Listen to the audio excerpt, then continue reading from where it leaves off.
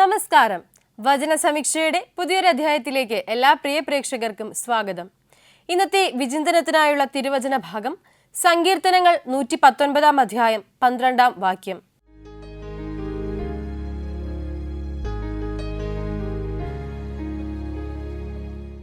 യഹോവേ, നീ വാഴ്ത്തപ്പെട്ടവനാകുന്നു, നിന്റെ ചട്ടങ്ങൾ എന്നെ പഠിപ്പിക്കണമേ. ദൈവവുമായുള്ള ആത്മബന്ധത്തെ സൂചിപ്പിക്കുന്ന ഒരു തിരുവചന ഭാഗമാണിത്. നമ്മുടെ അനുദിന ജീവിതത്തിൽ യഹോവയോടുള്ള ബന്ധം ദൃഢമാകണമെന്നും അങ്ങനെയെങ്കിൽ വാഴ്ത്തപ്പെട്ടവനായ യഹോവ നമ്മോട് കൽപ്പിക്കുന്ന ചട്ടങ്ങൾ, കൽപ്പനകൾ, ഉത്തരവുകൾ ഒക്കെയും പാലിക്കുവാൻ നാം കടപ്പെട്ടവരാണെന്നും ഈ വചനം നമ്മെ ഓർമ്മിപ്പിക്കുന്നു. നമ്മുടെ അനുദിന ജീവിതത്തിൽ മുന്നോട്ടുള്ള ജീവിതങ്ങളിൽ ഒക്കെയും യഹോവയോടൊപ്പം ചേർന്ന് സഞ്ചരിക്കുവാൻ, അതേ ചട്ടങ്ങൾ പാലിക്കുവാൻ, വിശുദ്ധ ഗ്രന്ഥത്തിലൂടെ നമ്മോട് അരുൾ ചെയ്യുന്ന കൽപ്പനകൾ പാലിക്കുവാൻ നമുക്ക് സാധിക്കണം. അതിനുള്ളതായി നമ്മുടെ ജീവിതത്തെ നമുക്ക് മാറ്റാം. എല്ലാ പ്രിയ പ്രേക്ഷകർക്കും വചന സമീക്ഷയിലേക്ക് ഒരിക്കൽ കൂടി സ്വാഗതം.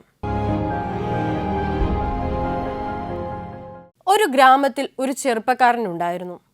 അവൻ വളർന്നു വന്ന അവൻ്റെ കുട്ടിക്കാലം മുതൽക്കേ ഇന്ന് കുടുംബജീവിതത്തിൽ എത്തി നിൽക്കുമ്പോഴും അവൻ്റെ ജീവിതത്തിൽ യാതൊന്നിലും വിജയിക്കുവാൻ തന്നെ കൊണ്ട് സാധിക്കുന്നില്ല എന്ന ഒരു ഉൾക്കുത്തിനാൽ, എന്നൊരു മനോവേദനയാൽ അവൻ തൻ്റെ നാളുകൾ തള്ളി നീക്കിപ്പോന്നു.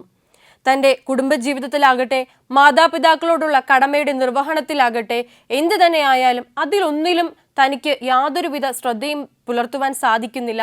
അല്ലെങ്കിൽ ഒരുപക്ഷെ അവരോട് 100% നീതി കാട്ടുവാൻ തനിക്ക് സാധിക്കുന്നില്ല. താനൊരു പരാജയമാണെന്ന് ചിന്തിച്ച് ആ നാട് വിട്ടു പോകുവാൻ ഒരുങ്ങി നിൽക്കുന്ന ഒരു ചെറുപ്പക്കാരൻ. അവൻ്റെ അടുത്തേക്ക് ഒരു വഴിത്തിരിവെന്നോണം പ്രായമുള്ള, അവൻ്റെ അറിവിലുള്ള ഒരു വൃദ്ധൻ വരികയാണ്. അയാൾ അവനോട് പറയുന്നു, എന്തു തന്നെ ആയാലും നീ ഈ നാട് വിട്ട് പോകാൻ ഉദ്ദേശിക്കുകയാണ്. അതിനു മുൻപായി അവസാന പരീക്ഷണം എന്നോണം ഞാനൊരു കാര്യം പറയട്ടെ. അപ്പോൾ ആ ചെറുപ്പക്കാരൻ ആ വൃദ്ധനോട് തലയാട്ടി സമ്മതിക്കുകയാണ്. ആ ചെറുപ്പക്കാരനോട് വൃദ്ധൻ പറയുന്നു, ഇവിടെ നിന്നും 3 കുന്നുകൾക്കപ്പുറം ഒരു സന്യാസിയുണ്ട്. ആ മലമുകളിൽ അദ്ദേഹത്തിൻ്റെ അടുത്തേക്ക് പോവുക. കാരണം ഒരുപാട് പ്രശ്നങ്ങളും പരിവട്ടങ്ങളുമായി ഒത്തിരി ഗ്രാമീണർ, നിന്നെപ്പോലെയുള്ള ചെറുപ്പക്കാർ, പുരുഷന്മാരും സ്ത്രീകളും സന്യാസിയെ സമീപിക്കാറുണ്ട്.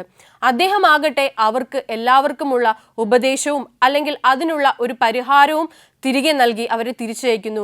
അങ്ങനെ ഒരുപാട് പേർ ഇന്ന് സന്തോഷകരമായി ജീവിതം നയിക്കുന്നുണ്ട്. നീയും അവസാന ശ്രമം എന്നോണം ഒന്ന് ചെന്ന് ആ സന്യാസിയെ കാണുക.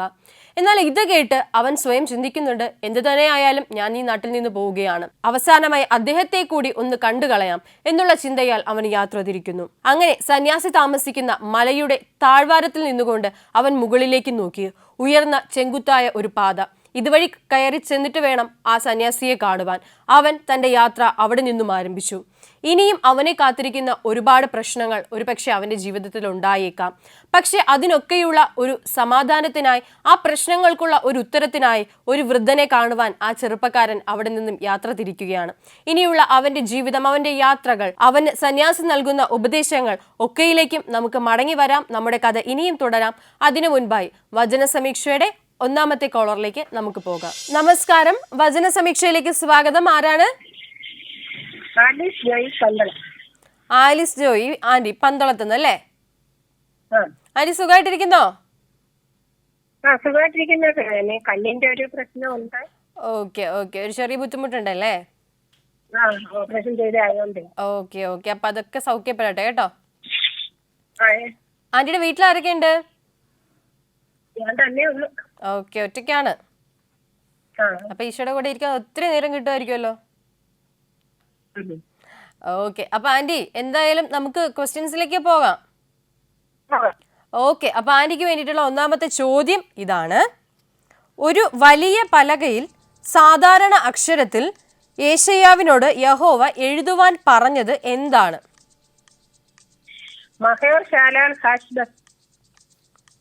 സംശയമൊന്നുമില്ല. ഇല്ല, ശരി ഉത്തരം. കൺഗ്രാറ്റുലേഷൻസ്. ഉത്തരം ഇതാണ്, മഹേർ ഷാലാൽ ഹാഷ്ബസ്. ഓക്കെ, നമുക്ക് 2ാമത്തെ ചോദ്യത്തിലേക്ക് പോകാം. ഓക്കെ, ചോദ്യം ഇതാണ്. യഹോവ വിശ്വസ്ത സാക്ഷികളായി എടുത്തത് ആരെയെല്ലാമാണ്?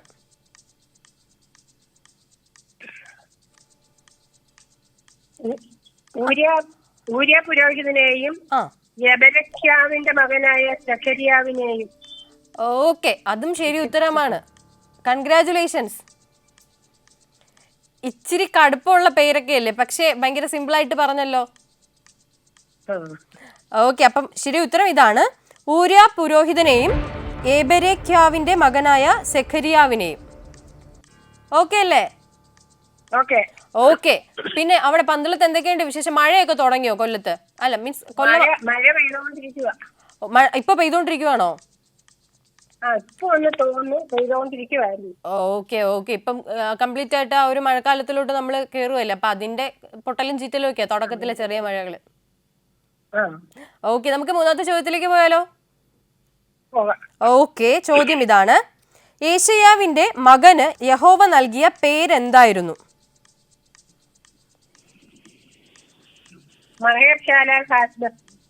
സംശയമൊന്നുമില്ല, ശരി ഉത്തരം. കൺഗ്രാറ്റുലേഷൻസ്.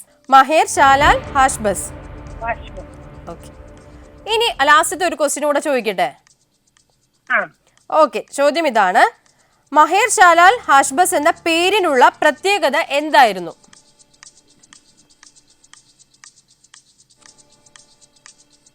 ഒരു പ്രത്യേകത ഉണ്ട് ആ പേരിന്.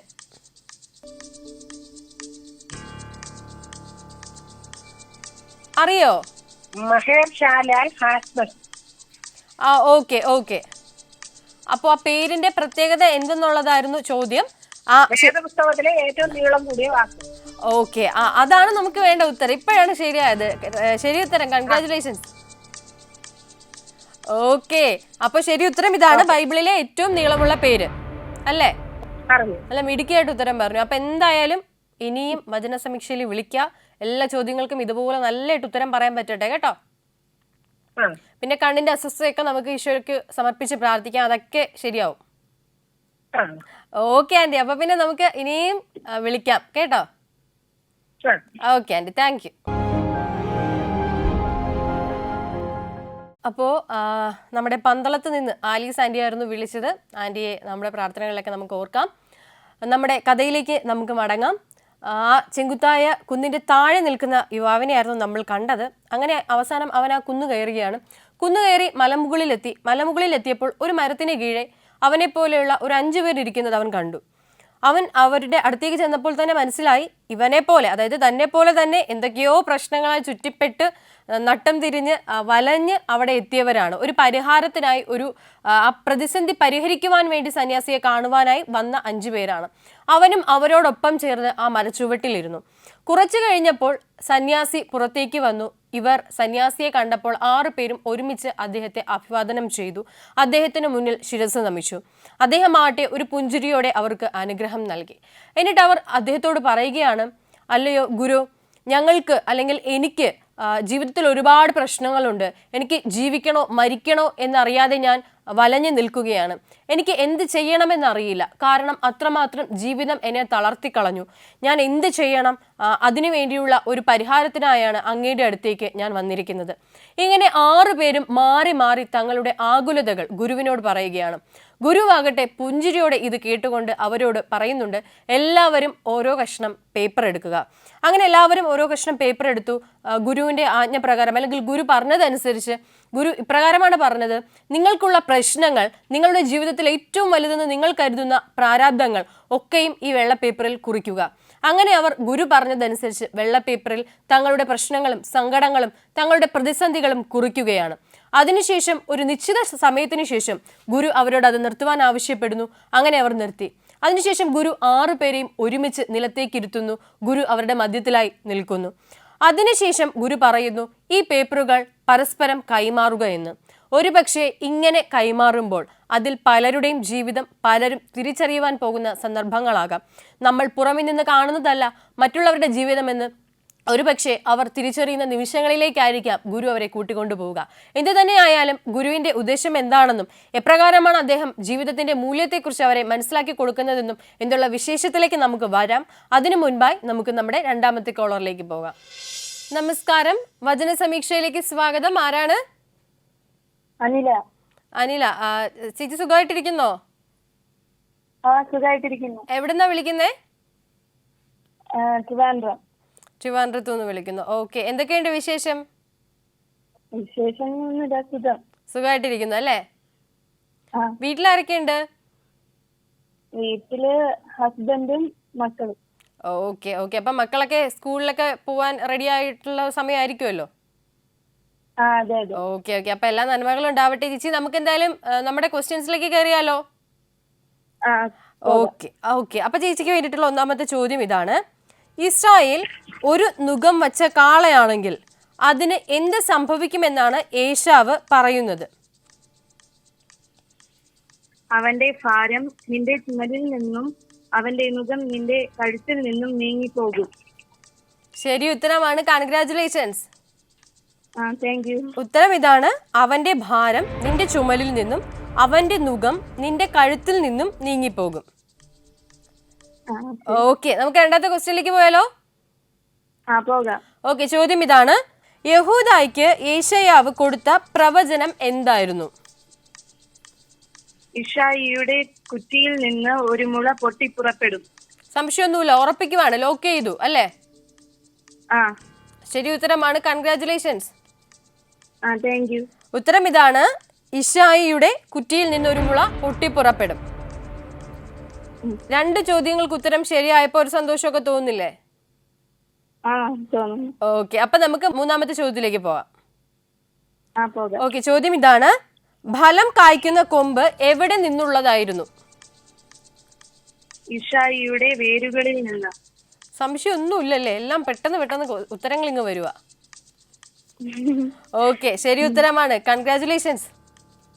Thank you. ഉത്തരം ഇതാണ്: ഇശായിയുടെ വേരുകളിൽ നിന്ന്. അപ്പൊ നമുക്ക് നാലാമത്തെ ക്വസ്റ്റ്യൻ കൂടെ ചോദിച്ചിട്ട് അങ്ങ് നിർത്താം. ഓക്കെ. ചോദ്യം ഇതാണ്: ഇശായിയുടെ കുറ്റിയിൽ നിന്ന് പുറപ്പെടുന്നത് ആരായിരുന്നു? ക്രിസ്തു. അതിനും സംശയമൊന്നുമില്ല, ചോദിക്കുന്ന അതേ സ്പീഡിൽ ഉത്തരങ്ങളും കിട്ടുന്നുണ്ട്. പക്ഷെ ഇത് ശരി ഉത്തരമാണ് കേട്ടോ. കൺഗ്രാറ്റുലേഷൻസ്. Thank you. ഉത്തരം ശരി ഉത്തരം ഇതാണ്: ക്രിസ്തു. അപ്പോ 4 ക്വസ്റ്റ്യൻസും 4 ശരി ഉത്തരം തന്ന് വിജയിച്ചിട്ടുണ്ട്. അപ്പൊ എന്തായാലും ഈ ഒരു എന്താ പറയാ വചനത്തിന്റെ ഒരു പ്രഭ ജീവിതത്തിലും കുടുംബജീവിതത്തിലും മക്കളുടെ ഭാവിയിൽ മേലൊക്കെ നിലനിൽക്കട്ടെ കേട്ടോ. ഓക്കെ ചേച്ചി, അപ്പൊ ഇനിയും വിളിക്കാം ചേച്ചിയെ, നമ്മളെ പ്രതീക്ഷിച്ചിരിക്കും കോള്. ഓക്കെ ചേച്ചി, താങ്ക് യു.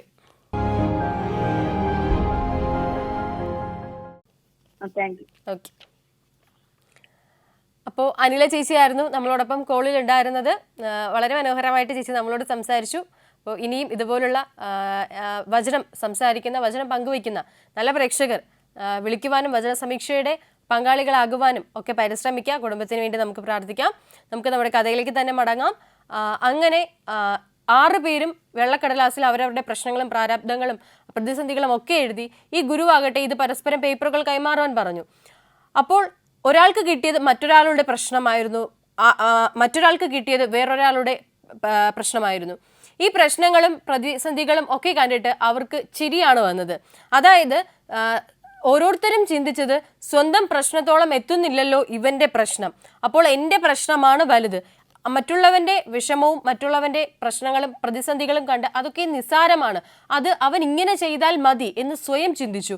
പക്ഷേ എൻ്റെ പ്രശ്നത്തോട് താരതമ്യപ്പെടുത്തുമ്പോൾ അല്ലെങ്കിൽ തുലനം ചെയ്യുമ്പോൾ ഇതൊക്കെയും ചെറുതാണ്, നിസ്സാരമാണ്, ഇവരൊക്കെ പൊട്ടത്തരം കാണിക്കുകയാണ്, ഇങ്ങനെയൊന്ന് ചിന്തിച്ചിരുന്നെങ്കിൽ, ഇങ്ങനെയൊന്ന് ജീവിച്ചാൽ ഇവർക്ക് ഇതിനെ മറികടക്കാം എന്നുള്ള തലത്തിലേക്ക് അവർ ചിന്തിക്കാൻ തുടങ്ങി. ഇത് മനസ്സിലാക്കിയ ഗുരു ഓരോരുത്തരെയായി വിളിച്ചിട്ട് അവരുടെ കയ്യിലുള്ള പേപ്പറിലെ മറ്റുള്ളവർ എഴുതിയിരിക്കുന്ന പ്രശ്നങ്ങൾ എന്താണെന്ന് ചോദിച്ചു. അവരുടെ മനസ്സിൽ തോന്നിയ അതേ ഉത്തരങ്ങൾ അല്ലെങ്കിൽ ചോദ്യങ്ങൾ തന്നെയായിരുന്നു ഗുരുവിന്റെ നേർക്ക് അവർ ചോദിച്ചതും. ഗുരു ഇതിനെല്ലാം പുഞ്ചിരിച്ചുകൊണ്ട് നിന്നതല്ലാതെ മറ്റൊരു മറുപടിയും പറഞ്ഞില്ല. അതിനുശേഷം അവസാനം ഗുരു നമ്മുടെ ആദ്യ കഥയുടെ തുടക്കത്തിലുള്ള കഥാനായകനായ ആ യുവാവിനെ വിളിക്കുകയാണ്. അവനോട് ചോദിക്കുന്നുണ്ട്, നിന്റെ ജീവിതത്തിൽ വലിയ പരാജയമാണ് നീ എന്നൊരു തിരിച്ചറിവിലാണ് അല്ലെങ്കിൽ അങ്ങനെ ഒരു ചിന്തയിലാണ് നീ എൻ്റെ അടുത്തേക്ക് വന്നത്. ഇപ്പോൾ നിന്റെ കയ്യിലിരിക്കുന്ന പേപ്പറിലെ പ്രശ്നം എന്താണെന്ന് നോക്കുക. അപ്പോൾ അവൻ പറഞ്ഞത് മറ്റൊരു യുവാവിൻ്റെ പ്രശ്നമായിരുന്നു. അത് ഇപ്രകാരമായിരുന്നു: എനിക്ക് ഒരു വലിയ കോമ്പറ്റീഷനിൽ അല്ലെങ്കിൽ എനിക്ക് ഒരു വലിയ മത്സരത്തിൽ വിജയിക്കണമെന്ന ആഗ്രഹമുണ്ടായിരുന്നു. 11 വർഷം കൊണ്ട് ഞാൻ അതിനായി പരിശ്രമിക്കുന്നു. ഇത് എൻ്റെ അവസാനത്തെ ശ്രമമാണ്. പക്ഷേ ഇതിലും ഞാൻ വിജയിക്കുമെന്ന് കരുതുന്നില്ല. പക്ഷേ എനിക്ക് വിജയിച്ചേ മതിയാകൂ. പക്ഷേ തോൽവിയിലായിരിക്കും ഞാൻ ചെന്ന് എത്തി നിൽക്കുക എന്ന ഉത്തമ ബോധ്യം എനിക്കുണ്ട്. ഞാൻ എന്തു ചെയ്യണം? അപ്പോൾ ഗുരു ഇവനോട് ചോദിക്കുന്നുണ്ട്, നിനക്ക് എന്ത് തോന്നുന്നു ഈ മറ്റൊരാളുടെ പ്രശ്നം കണ്ടിട്ട്? അവൻ പറയുന്നുണ്ട് ജീവിതത്തിൽ ഒരിക്കലും മത്സരങ്ങൾ ഒരു നിർണായക ഘടകങ്ങളല്ല. ഇതിനേക്കാളും വലിയ എത്രയോ കാര്യങ്ങളുണ്ട് ചിന്തിക്കുവാൻ. ഇവൻ മണ്ടനാണ്, ഇവൻ മഠേനാണെന്നുള്ളത്. അപ്പോൾ ഗുരു അവനോട് തിരിച്ച് മറ്റൊരു കാര്യം പറയുന്നുണ്ട്. ഗുരു എന്താണ് പറഞ്ഞത് എന്നുള്ളത് നമുക്ക് നോക്കാം. അതിനു മുൻപായി നമ്മുടെ വചന സമീക്ഷയുടെ ഇന്നത്തെ അവസാനത്തെ കോളറിലേക്ക് നമുക്ക് പോകാം. നമസ്കാരം, വചന സമീക്ഷയിലേക്ക് സ്വാഗതം. ആരാണ്? ഷൈനിയാണ്, ചെറിയ ഒന്നേ. ഓക്കെ, ഷൈനി ചേച്ചി ചെറിയ കുണ്ടി നിന്നല്ലേ? അതെ അതെ, ചേച്ചി സുഖമായിട്ടിരിക്കുന്നോ? സുഖമായിരിക്കുന്നു. ഓക്കെ, വീട്ടിലെല്ലാവർക്കും സുഖമല്ലേ? സുഖമായിരിക്കുന്നു, എല്ലാവരും സുഖമായിരിക്കുന്നു. ഓക്കെ, മഴയൊക്കെ ഉണ്ടോ ട്രിവാൻഡ്രം അല്ലേ? ഓക്കെ ഓക്കെ, അപ്പൊ ചേച്ചി നമുക്ക് എന്തായാലും ക്വസ്റ്റ്യൻസിലേക്ക് പോകാം.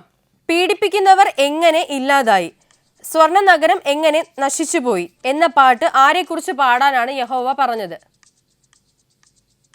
ബാബിലോണിലെ രാജാവിനെ കുറിച്ച്. ശരി ഉത്തരമാണ് ചേച്ചി, കൺഗ്രാറ്റുലേഷൻസ്. ഉത്തരം ഇതാണ്, ബാബിലോൺ രാജാവിനെ കുറിച്ച്. രണ്ടാമത്തെ ചോദ്യം ചോദിക്കുവാണേ, യഹോവ വടിയും ചെങ്കോലും ഒടിച്ചു കളഞ്ഞത് ആരുടെയാണ്?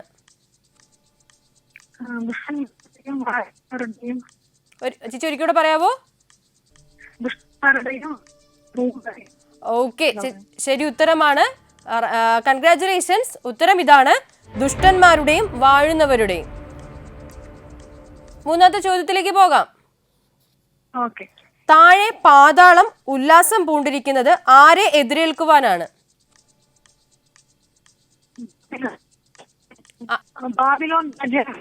ശരി ഉത്തരമാണ്, കൺഗ്രാറ്റുലേഷൻസ്, ബാബിലോൺ രാജാവിനെ. ഓക്കെ, അപ്പൊ നമുക്ക് ലാസ്റ്റത്തെ ക്വസ്റ്റ്യനോട് ചോദിച്ചു നടത്താം. പാതാളത്തിൽ അവന്റെ കിടക്കയും പുതപ്പും എങ്ങനെയുള്ളതാണ്? കിടക്കയും കൃമിയായി പുതപ്പായി. ഓക്കെ, ശരി ഉത്തരമാണ്, കൺഗ്രാറ്റുലേഷൻസ്. ഉത്തരം ഇതാണ്, പുഴുക്കളെ വിരിച്ചിരിക്കുന്നു, കൃമികളെ പുതപ്പായും.